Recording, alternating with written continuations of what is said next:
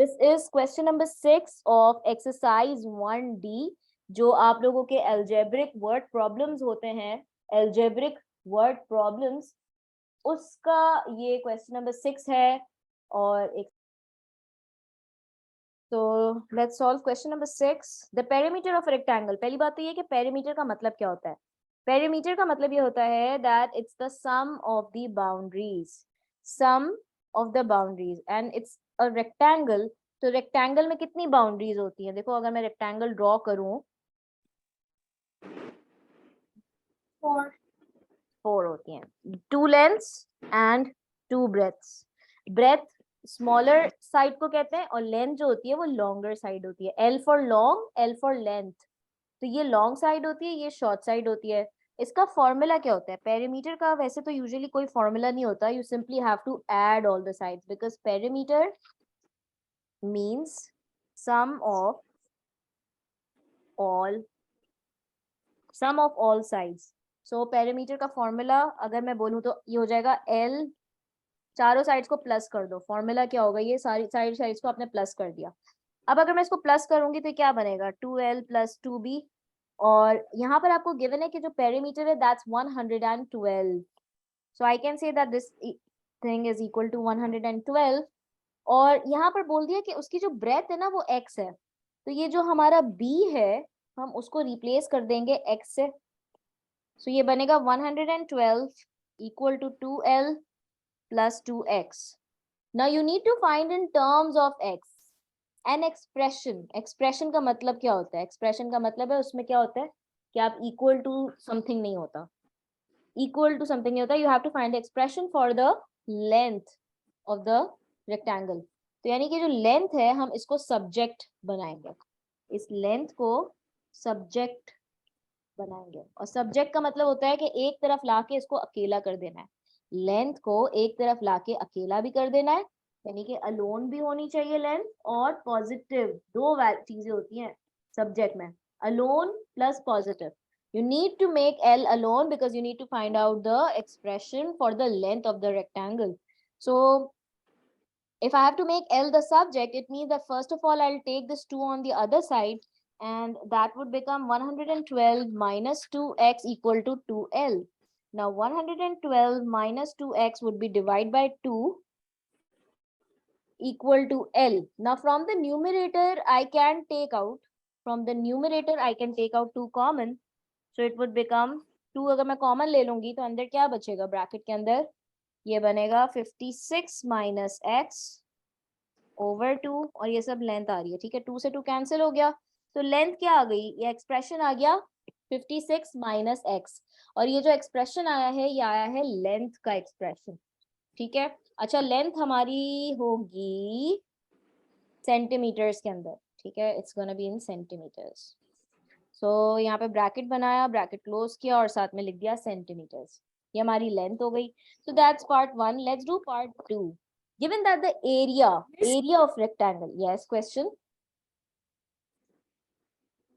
any मुझे ये question? पूछना था कि when it's written in terms of x, तो is it important that एक साइड पे x होना जरूरी है और दूसरी साइड पे वैल्यू हो, या फिर Value x का उसमें होना जरूरी है, क्या नाम है, एक्सप्रेशन में?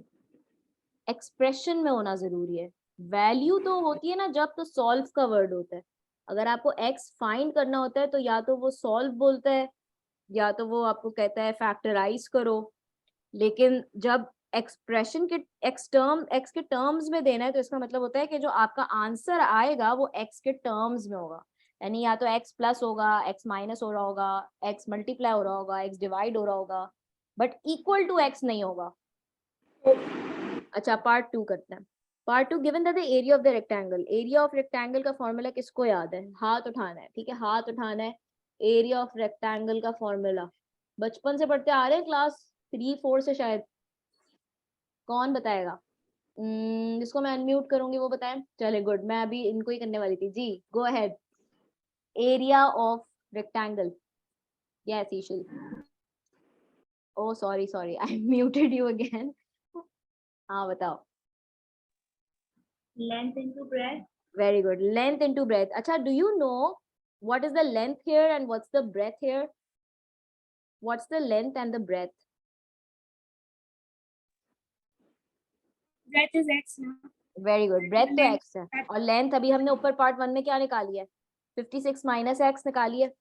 तो मैं ये कह सकती हूँ कि जो एरिया होगा उसका फॉर्मूला होता है लेंथ इनटू ब्रेथ. एरिया जो है वो हमारे पास दिया हुआ कितना इन्होंने 597. तो ये हो गया 597 इक्वल टू लेंथ हमारे पास एक्सप्रेशन है 56 माइनस एक्स, ब्रेथ हमारे पास है x. अब इसको एक्सपैंड कर दो तो हो जाएगा 597 equal to 56x minus x square. अब इसको अरेंज करेंगे in the quadratic equation form.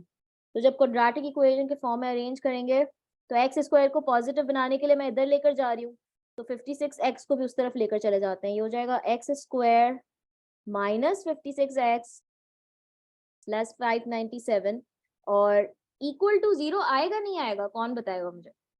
ये जो मैंने अभी एरिया का, ये तो अभी एक्सप्रेशन है, इसमें इक्वल टू 0 नहीं है, बट क्या मुझे इक्वल टू 0 यहाँ लगाना चाहिए? क्या था शुरू में ऊपर इक्वल टू था? व्हाट डू यू गाइस से, क्या यहाँ आना चाहिए इक्वल टू 0 या नहीं आना चाहिए?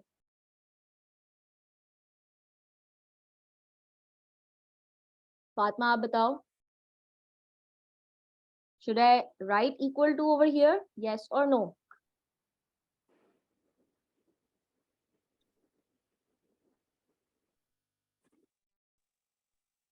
आना चाहिए. आना चाहिए इक्वल टू 0 बिकॉज क्वेश्चन में इक्वल टू 0 था तो फाइनल में आना चाहिए. और जब आप इस इक्वेशन को प्रूफ कर रहे होते हो and show that it reduces to this equation, तो आपने हमेशा इसका मतलब है लिखना होता है हेंस शोन या हेंस प्रूव्ड. ठीक है, ये आपका आंसर हो जाएगा पार्ट 2 का.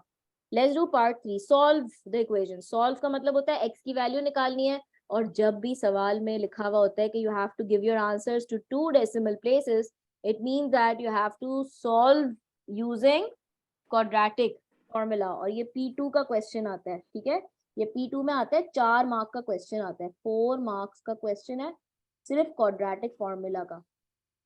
तो 4 मार्क्स आपको मिलते हैं क्वाड्रेटिक फॉर्मूला के लिए, which is just a basic formula. इसमें तो गलती करनी ही नहीं है. ठीक है, तो हम क्वाड्रेटिक फॉर्मूला अप्लाई कर लेते हैं.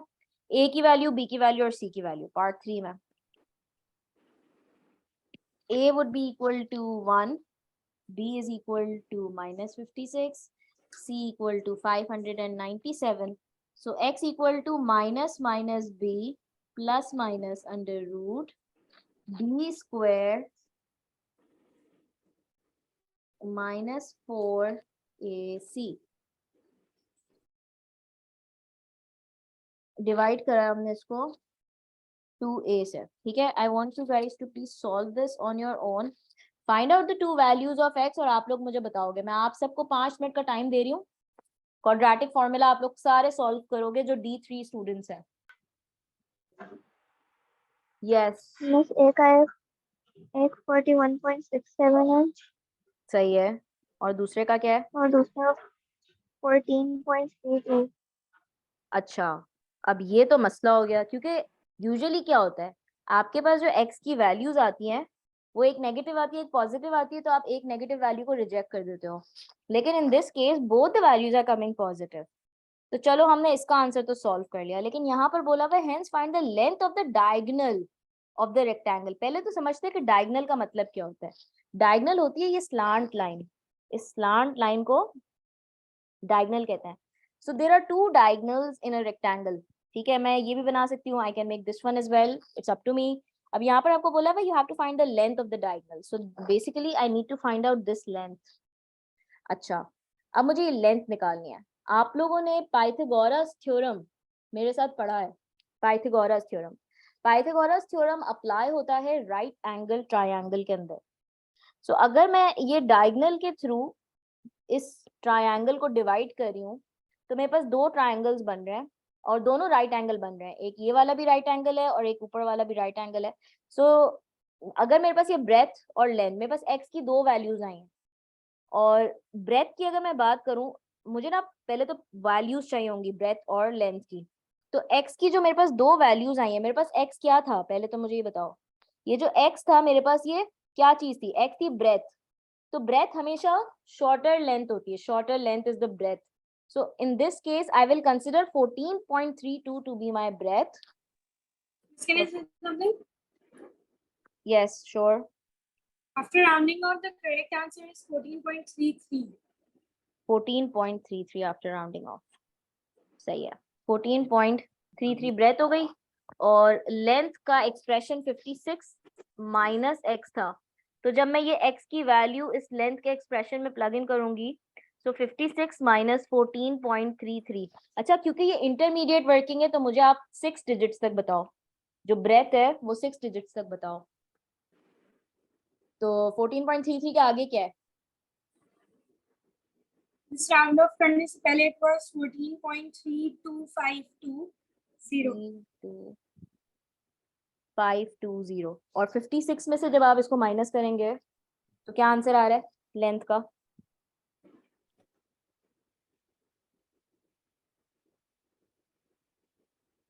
आंसर की का बटन है ना आप सबके पास कैलकुलेटर पर. 56 माइनस आंसर की आपने प्रेस करनी है.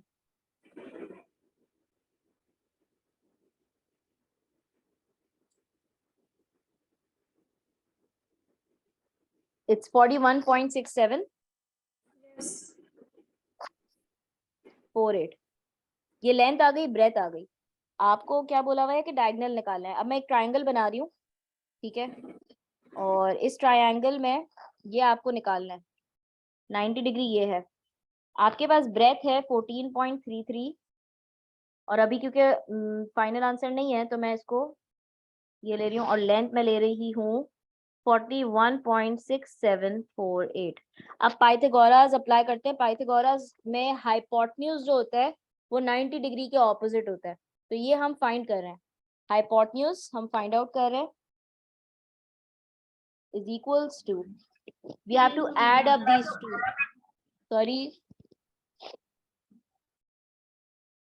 sorry is there a question? मुझे ऊपर वाला पार्ट नहीं समझ आ रहा.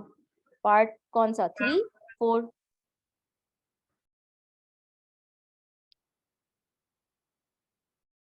अच्छा ये वाला सही है. इसमें क्या नहीं, इसमें देखो आपने ब्रेथ क्या निकाली है? 14.33 ब्रेथ निकाल ली थी ना. ये जो ब्रेथ निकाली, ब्रेथ मैंने 14.33 क्यों ली? क्योंकि मेरे पास x की दो वैल्यूज आ रही हैं. तो x बेसिकली आपका ब्रेथ है.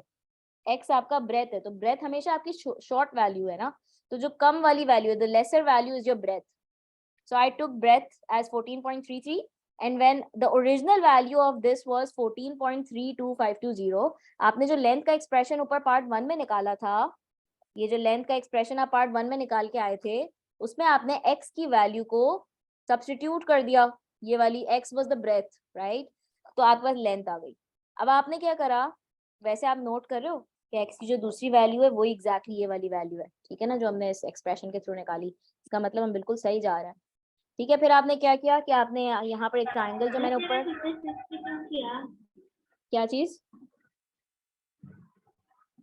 56 ये एक्सप्रेशन देखो ना, ये लेंथ का ही तो एक्सप्रेशन है. पार्ट 1 में क्या बोला था? Find the expression for the length. So हमारे पास जो लेंथ आई है, एक्सप्रेशन जो आया था लेंथ का, लेंथ कैसे निकालेंगे? हमें लेंथ और ब्रेथ चाहिए तभी तो हम पाइथागोरस लगा सकेंगे ना. अब मुझे अगर यहाँ पे पाइथागोरस लगाना है इस ट्रायंगल में, मेरे पास ब्रेथ और लेंथ होगी तो मैं ये third side, when I will have the two side then only I will be able to find the third side which is the diagonal ना, the length of the diagonal. इसको हम D लिखते हैं. तो अब मेरे पास लेंथ जो है वो यहाँ पर ही आ गई है 41.6748. ब्रेथ है. अब आपने पाइथागोरस लगाना है. पाइथागोरस का फॉर्मूला होता है hypotenuse square is equals to, then you have to add up the squares of these sides. यानी कि आप 14.32520 का स्क्वायर प्लस 41.6748 का स्क्वायर, इन दोनों के स्क्वायर्स को ऐड करो और आंसर निकाल लो. उसका स्क्वायर आ रहा है मेरे पास, वो बहुत बड़ा है, 1736.788 और ये आ रहा है 14.32520 का स्क्वायर 205.211 और ये है हाइपोटेन्यूज स्क्वायर.